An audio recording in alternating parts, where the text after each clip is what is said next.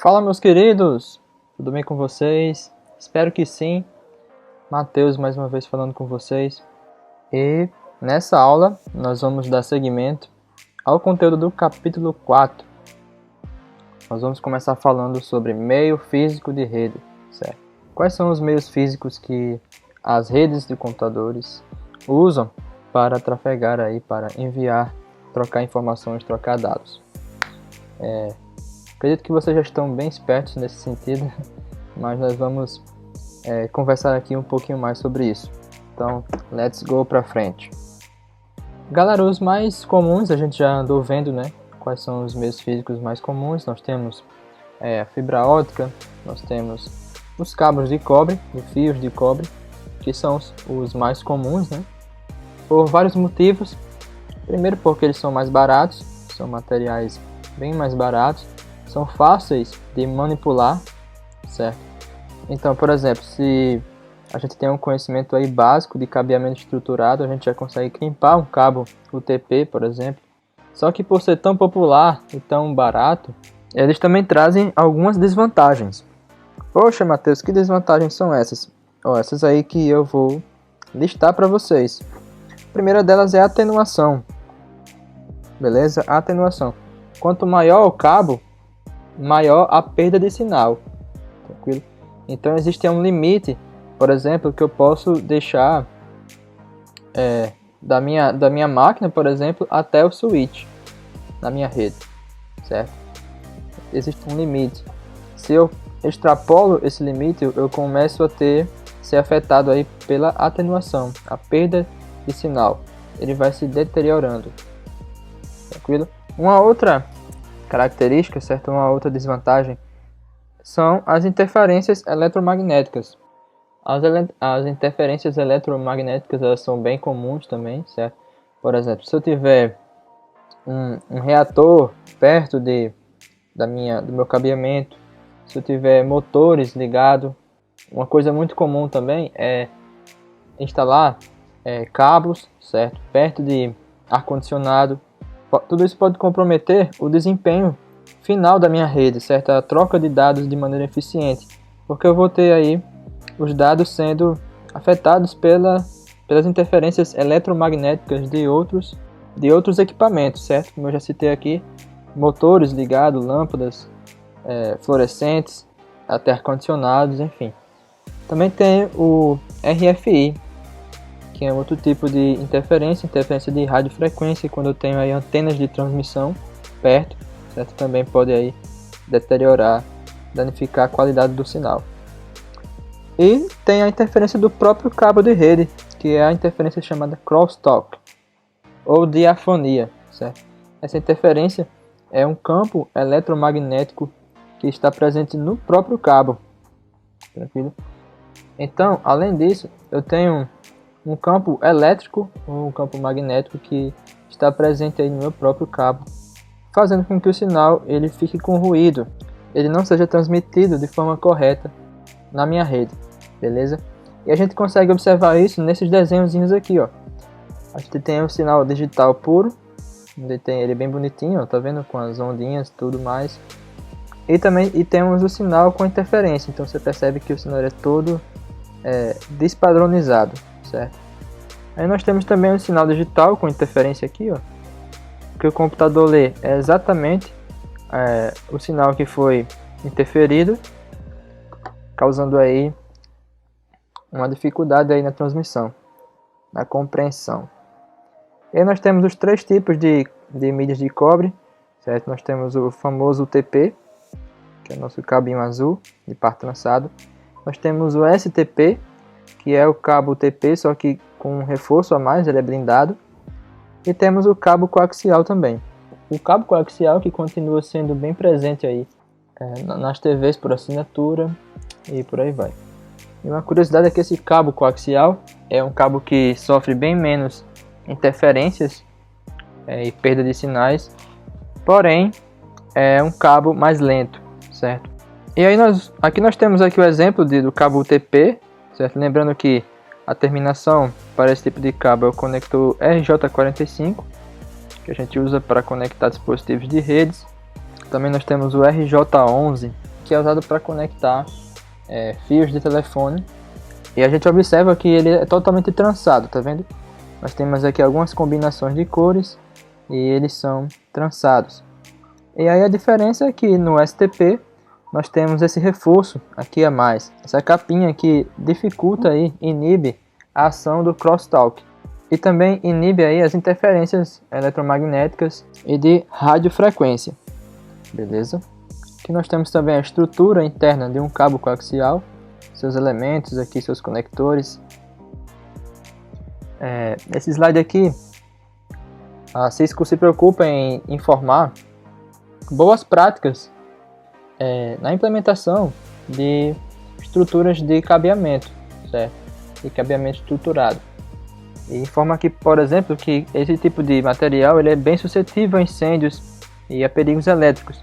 Então, você tem que conectá-lo de forma correta, o equipamento deve ser devidamente aterrado, certo? Sempre verificar se existem danos nas instalações. E aí, galera, primeiro, Matheus, por que esse cabinho ele é trançado? Certo? Primeira pergunta que pode surgir na cabeça de vocês é por que será que o cabo ele é trançado? Ele é trançado com o objetivo, mais uma vez, um objetivo estrategicamente falando, de diminuir o efeito de crosstalk. Então essa forma tipo trança, ela evita o crosstalk fazendo a anulação do campo eletromagnético em cada fio.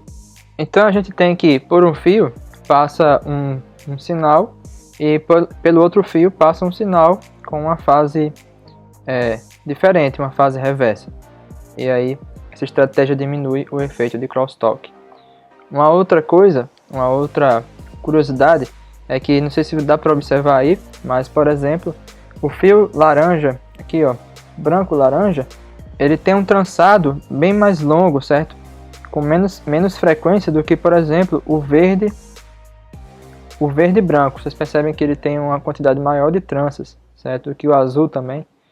E aí, essa estratégia é feita para que o cabo consiga ter o melhor desempenho possível, unido a uma maior distância possível, certo? O maior alcance possível. Outra curiosidade também, galera, é que uma vez um aluno perguntou: Matheus, mas o que significa cada cor dessa? Geralmente, os cabos que são usados para a comunicação, para a troca de dados, são esses par laranja e par verde, certo?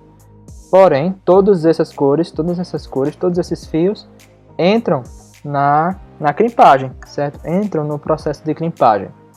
E aí, galera, nós temos alguns padrões, certo? O cabo categoria 3, o DP. Nós temos o cabo categoria 5 e 5E, o TP.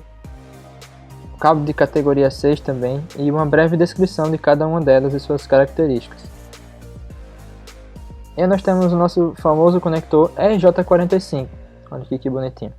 Nós temos o RJ45 macho e temos aqui também a fêmea. Aqui é uma maneira defeituosa de se crimpar o cabo. A gente não pode deixar esse espaçozinho aqui, ó. Esse espaçozinho aqui faltando. Por quê? Porque dessa forma eu posso ter uma queda de desempenho do cabo. O correto é que ele fique totalmente crimpado assim, ó. Dessa maneira aqui, que é a maneira mais correta.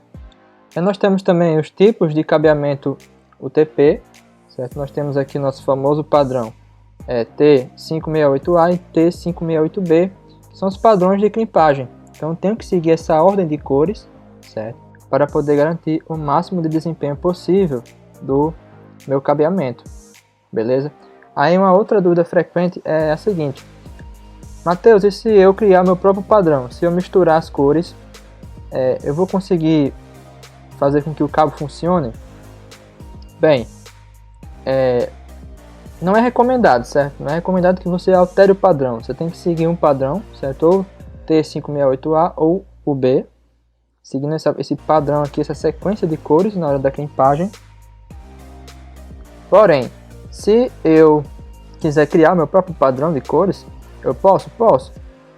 A única recomendação é que esse mesmo padrão se repita, por exemplo, nessa ponta e nessa outra ponta. Eu tenho ali o cabo, certo? Eu tenho ali o cabo com duas pontas. correto? Tem uma pontinha aqui, um conector RJ45 aqui e outro RJ45 aqui. Eu tenho que ter a mesma sequência de cores nessa ponta e também nessa pontinha aqui, ó, para poder garantir, certo, que o cabo funciona. Porém, isso não é recomendado, mais uma vez, não é recomendado. O recomendado é que você use esses padrões que já foram testados, implementados. Aqui nós temos um testezinho, certo, de cabo também, a gente coloca uma ponta e outra para saber se está tudo ok, se o cabo foi corretamente crimpado, se não existe nenhuma atenuação, nenhuma perda de sinal. Nós temos aqui as propriedades do cabo, do cabeamento de fibra ótica.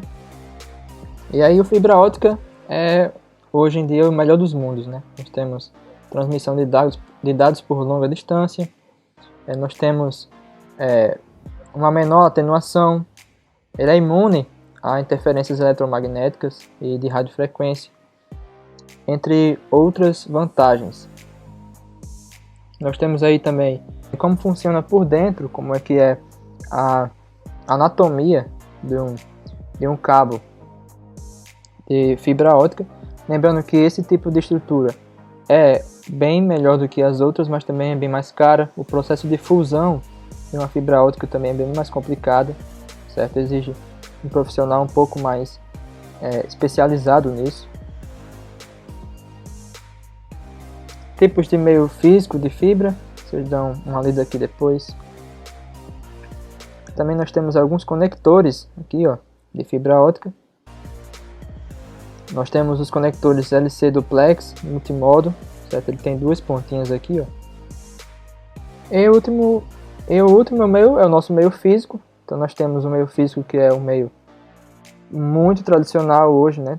Em todos os lugares que nós vamos tem rede sem fio, certo? E algumas coisas que nós temos que considerar nesse tipo de meio é a área de cobertura. Nós também temos interferências, certo? Alguns dispositivos também podem prejudicar a comunicação, por exemplo, luzes fluorescentes, micro-ondas, entre outros equipamentos, podem prejudicar e interferir na qualidade do sinal. Segurança também, certo? As redes sem fio são alvos de muitos ataques. E aquela questão que a gente já falou também em uma outra aula, que é a questão onde eu tenho vários dispositivos que estão ali compartilhando o mesmo meio, certo? O mesmo meio físico. Lembrando também, galera, que quando a gente fala de meios físicos sem fio, não estamos falando apenas dos padrões I3E 802.11, certo? Do Wi-Fi. Nós também estamos falando de Bluetooth. Temos outros protocolos aí, nós temos o WiMAX, entre outros, certo? Não se limita apenas no Wi-Fi. E aí, galera, falando um pouco dos protocolos de enlace de dados, nós temos aqui mais uma vez um desenhozinho bem didático, mostrando as 7 camadas do modelo OSI. Nós temos aqui a camada de enlace de dados, e eu tenho certeza que você lembra que essa camada é responsável por preparar os dados para a camada física. Nós temos aqui mais uma vez um desenhozinho bem bacana de como funciona, por exemplo, as informações e o cabeçalho, onde eu tenho o endereço MAC de destino e o endereço MAC de origem, beleza? Em uma comunicação, onde nós temos também aqui as placas de rede do computador cliente e de um servidor web. Também temos o IP de origem e o IP de destino, certo? Pacote IP. Uma coisa muito importante também é saber que a camada de enlace tem 2 subcamadas. Quais são elas? O LLC, que é o Logical Link Control, e temos também o MAC, que é Media Access Control, certo? E o que cada uma faz? Por exemplo, o LLC é a camada que comunica-se com a camada de rede. Ela também permite a comunicação, por exemplo, entre 2 protocolos usando o mesmo meio físico, mesma interface de rede, certo? Nesse caso temos o IPv4 e o IPv6. E nós temos o MAC, que se comunica com as tecnologias sem fio, Wi-Fi, Bluetooth, que a gente já vem conversando aí há bastante tempo. E aí, galera, nesse desenhozinho aqui, a camada de enlace, ela que vai garantir, por exemplo, que esses quadros possam ser enviados em diferentes meios físicos, certo? Então nós podemos aí ter dados sendo propagados em meios físicos como fibra ótica, como cabo com fios de cobre, como rede sem fio. Nesse exemplo aqui nós temos até o envolvimento de links de satélite. Então nós temos aqui um computador em Paris que manda para um roteador, que manda aqui para uma antena que envia dados para um satélite e retorna esses dados, e chega em um roteador sem fio e envia esse quadro para um computador, um dispositivo no Japão. E aí, galera, você concorda comigo que, por exemplo, nesse cenário aqui, quando eu tenho máquinas compartilhando o mesmo meio físico, eu preciso ter um conjunto de regras, certo? Preciso ter a ação de algum protocolo para que esses quadros, essas informações, elas sejam trafegadas aqui, elas sejam enviadas sem prejuízo, certo? Sem perda. E aí, galera, a gente acaba entrando nesse assunto aqui, que são os conceitos de topologias física e lógicas, certo? E aí, quais são as diferenças? Na topologia física, a gente pode observar aqui esse desenhozinho, nós temos a disponibilidade dos dispositivos na rede, certo? Os dispositivos finais, então, nós temos aqui a estrutura de como os racks estão dispostos na minha rede, como os switches estão organizados, os servidores, certo? Essa é a minha topologia física. São as conexões físicas da minha rede. Já as topologias lógicas referem-se a como a informação, como os dados, os quadros, eles vão ser enviados, certo? Como eles vão ser compartilhados dentro da minha rede. E tudo isso é definido pelos protocolos da camada de enlace. Então a gente vê aqui, vou voltar aqui para outra imagem. Nessa outra imagem eu tenho aqui sala do servidor, classe 1, classe 2, classe 3, escritório de TI, certo? Tenho essas nomenclaturas aqui. Já na topologia lógica, ao invés desses nomes eu tenho a divisão por rede, certo? Tenho essa rede aqui, final 10.0, eu tenho essa 100.0, já tenho essa que é 101.0, por aí vai. Essa é a distribuição lógica da minha rede. Vocês observam que também eu tenho a identificação da interface, a interface aqui desse servidor, a interface desse switch, as várias interfaces sendo usadas aqui pelo roteador, a interface desse notebook, certo? Então tudo isso aqui está sendo identificado de forma lógica. Nós temos aqui algumas topologias WAN físicas comuns, certo? Nós temos a topologia Hub e Spoke, onde nós temos um elemento central que é interligado a outros pontos. Nós temos a conexão ponto a ponto, é um dispositivo diretamente ligado a outro. Nós temos aqui a topologia Mesh, e esses dispositivos são interconectados uns aos outros, certo? E aí nós temos também algumas topologias de LAN física, certo? De redes de área local. As mais frequentes, as mais comuns, são as topologias de estrela, que a gente observa nesse desenhozinho aqui. Nós temos também a topologia de estrela estendida, onde eu tenho um conjunto de duas ou mais estrelas, certo? Nós temos a topologia anel, e aí é fácil entender o porquê, tem um barramento aqui central que compartilha informações entre esses dispositivos. E também nós temos a topologia de barramento. E aí, galera, quando a gente fala de barramento de maneira bem básica, barramento é como se fosse um caminho, certo? Responsável por interligar componentes. Nesse caso aqui, é responsável por conectar, interligar máquinas, certo? Temos as conexões Half e Full Duplex, onde na Half Duplex nós temos dispositivos que enviam e recebem dados, mas eles não podem fazer isso de forma simultânea. Então, por exemplo, o hub aqui, o servidor nesse caso ele está recebendo, mas ele não envia nada, e aí depois que ele recebe ele vai e envia. Esse tipo de conexão aqui, esse tipo de comunicação é chamada Half Duplex. E a diferença da Full Duplex é que nesse caso, eu tenho o envio e recebimento de forma simultânea, beleza? E aí, para finalizar esse vídeo, nós vamos falar também um pouco dos protocolos, certo? Quais são os protocolos responsáveis pelo controle de acesso ao meio? Nós temos o CSMA-CD, que é o responsável por detectar colisões em redes cabeadas, certo?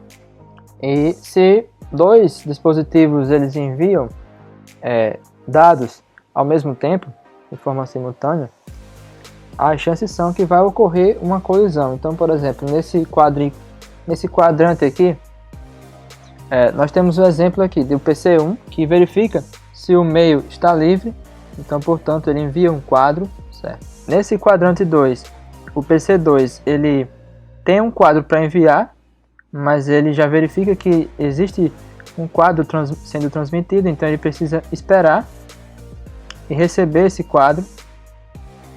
Nesse quadrante 3, ele vai descartar o quadro, já que o quadro não é para ele, ele vai ignorar. E o PC3 vai verificar que esse quadro, essa informação é para ele e vai copiar. E caso essas informações elas sejam colididas, certo? Exista essa colisão, esses dados que foram perdidos precisam ser reenviados, porque se isso não acontece, a informação vai chegar de forma errada lá, vai chegar corrompida. E no caso de rede sem fio, nós temos o famoso CSMA-CA, beleza? Então o processo ele ocorre de forma parecida, só que em um meio físico sem fio. Então nós temos aqui esse desenhozinho aqui, ó, onde eu tenho esse notebook. Estou recebendo quadros sem fio. Esse aqui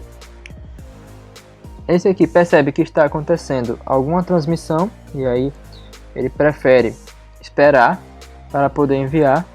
E esse aqui também percebe que o canal ele vai ficar indisponível e, portanto, ele precisa aguardar antes de enviar alguma informação. Então é isso, galera. Essa foi a aula de hoje. Não fiquem apenas com as minhas explicações, certo? Busquem outros materiais, busquem novos conteúdos e isso vai fortalecer a bagagem, vai fortalecer a base de vocês para assuntos que estão por vir. Beleza? Então valeu. Qualquer coisa, qualquer dúvida, deixe nos comentários e a gente se vê em uma próxima aula.